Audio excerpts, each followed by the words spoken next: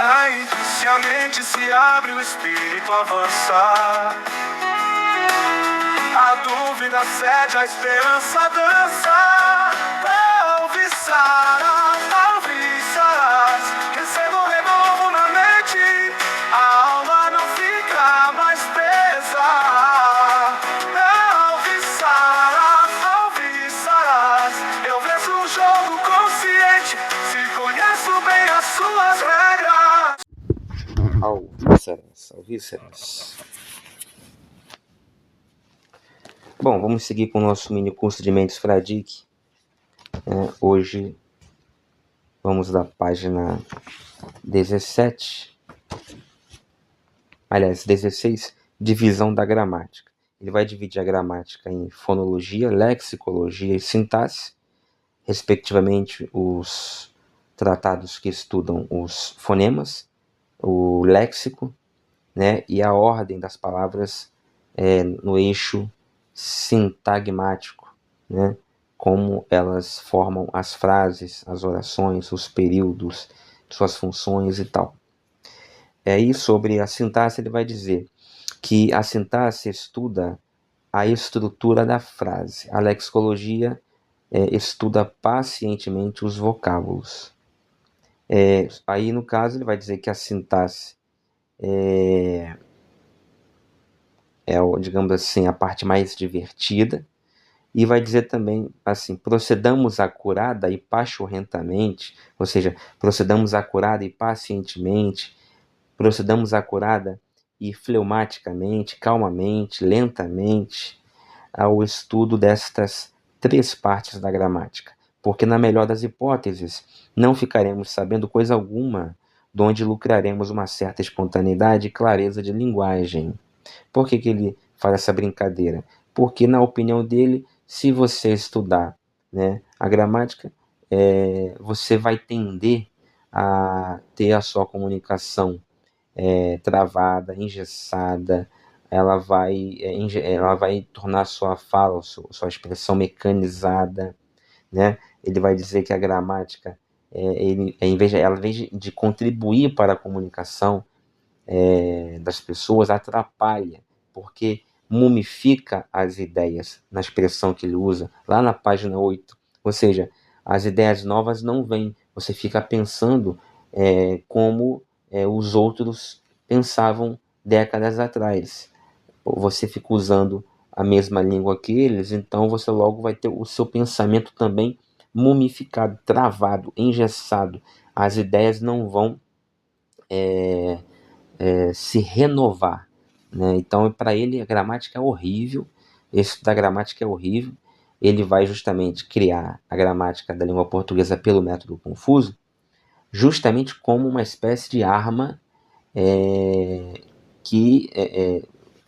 um espantalho. Ele vai pintar a gramática, ele vai transformar a gramática num espantalho que ela não é, colocando nela defeitos que ela não tem, para aí depois criticar, vai espancar esse espantalho, bater nesse espantalho, né? A jogada aqui é você não acreditar que a gramática, tem esses defeitos. Se você lê o Mendes Fradique e sempre acreditar nele, não ficar desconfiado o tempo inteiro de que o que ele está falando é do jeito que ele coloca, porque não é, essa que é a verdade, você vai acabar aceitando os pressupostos que ele coloca e vai concordar com as conclusões. Ele vai dizer que a gramática é uma coisa, você vai acreditar sem questionar, e depois, quando ele tirar uma conclusão, então não serve para nada, você vai concordar, realmente não serve para nada. Mas por que você vai concordar? Porque você aceitou a premissa, você aceitou o pressuposto que ele colocou falso, não pode. Então, o Mendes Fradique faz isso, né? Então ele diz, aqui um exemplo é o que eu acabei de ler, ele vai dizer que na melhor das hipóteses, não ficaremos sabendo coisa alguma se estudarmos as 3 partes da gramática, segundo ele, porque lucraremos uma certa espontaneidade e clareza de linguagem. Ele vai dizer que a premissa falsa, o pressuposto falso, é de que se você estuda a gramática, né, você vai perder o seu tempo e vai ainda atrapalhar a sua comunicação e as suas ideias. essa é a afirmação falsa, é o pressuposto falso, entendeu? E por que ele diz isso? Diz isso porque na cabeça dele, de um revolucionário da década de 20, do século 20, ele está vivendo uma crítica que o mundo em geral está fazendo, uma revisão que o mundo está fazendo, o mundo ocidental, europeu, brasileiro, americano, está fazendo da sua cultura, dos valores culturais de sua época. Então, é o momento que se vive. Ele vai fazer a mesma coisa com a gramática, entendeu? Então, temos que entender o porquê de ele elaborar essa obra com tanta raiva, com tanta antipatia e ojeriza pelas regras gramaticais. Também há que se colocar que havia também um radicalismo, um certo exagero também dos gramáticos tradicionalistas da época, que também pegavam muito pesado, né, com certas regras, muitas vezes sem olhar para o uso da gramática, e sim para a descrição, a prescrição das regras. E isso fazia com que o povo ficasse num extremo e a regra gramatical no outro, muitas vezes separados por um abismo intransponível. E isso também era ruim. Então, há que também se dar uma certa, digamos assim, culpa, né, ou responsabilização por parte, para o lado dos gramáticos da época tradicionalistas também. Era preciso fazer uma revisão, uma adequação, uma atualização, sim. Foi feito da melhor maneira? Não sabemos. Está sendo feito da melhor maneira? Hoje, certamente não. Mas era preciso fazer. Até hoje estão fazendo, né? Até hoje a gramática tradicional não é aceita praticamente nas universidades e escolas, e até porque o Enem, que é o Exame Nacional do Ensino Médio, pauta as provas, o ensino escolar no Brasil, e no Enem a prova de português é a prova onde não cai nenhuma questão quase de gramática, uma ou duas ali de gramática, e o resto lá, dezenas de questões que não pedem conhecimentos gramaticais do aluno. Então, até hoje temos esse debate aí. Então, aqui na época de Mendes Fradique é mais ou menos igual, só que na época dele, a língua, o alfabeto, a ortografia da língua portuguesa era totalmente diferente, não estava totalmente assentada. A própria língua portuguesa não era, ainda não havia sido tornada, seu ensino, né, tornado obrigatório em todo o território nacional. Só vai vir depois, uns 20 anos depois, com o Vargas, né, com o presidente Vargas. Então, a própria língua portuguesa ainda não tinha, não gozava ainda da soberania, digamos assim, do poder e do alcance que ela goza hoje. A ortografia, como eu falei, ainda não estava totalmente assentada, né, estabelecida. Você vê aqui na própria ortografia, aqui na forma como o Mendes Fradique escrevia as palavras, ele mesmo às vezes escreve uma palavra de um jeito e de outro. A palavra uma, por exemplo, ele tem hora que ele escreve com H, tem hora que ele escreve com dois U's e um tio. Muitas vezes a mesma palavra ele escreve de maneiras diferentes. O uso da vírgula, né, o que hoje nós consideraríamos errado, muitas vezes ele não coloca vírgula, onde hoje seria obrigatório colocar para se ter um texto escrito de maneira correta, e tantas outras coisas. Então, assim, era ainda uma fase da língua portuguesa usada no Brasil de formação, de estabelecimento, ainda que já fosse ali, já estivéssemos ali no século XX, mas ainda assim, ainda estávamos ainda em processo de formação.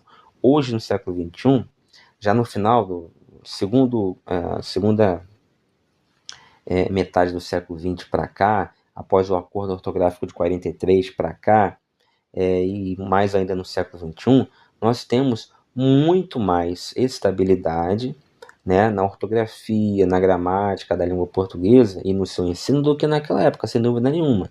Até porque o último acordo ortográfico também foi mais um estabelecimento de mais um padrão para tornar a língua portuguesa bem estabelecida, estruturada nesse campo e ainda alinhada com as modalidades de língua portuguesa usadas fora do Brasil, em outros países de língua portuguesa, né, que usam a língua portuguesa. Então não dá para comparar muito a situação atual com a situação daquela época. Mas ele vai então dizer, adotar essa posição em relação à língua, né? A gramática, perdão. Aí ele vai dizer assim, sobre o som. Som é um barulho mais forte que um ruído e mais fraco que um estouro. A vibração de um corpo elástico produz o som, dizem os físicos. Todavia, a vibração de um suspensório não chega a produzir som. Produz, quando muito, uma lambada dolorosíssima nas costas do cidadão em quem se fizer a experiência.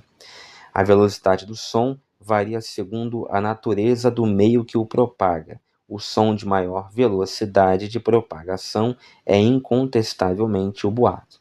A fofoca é o som que se propaga mais rápido.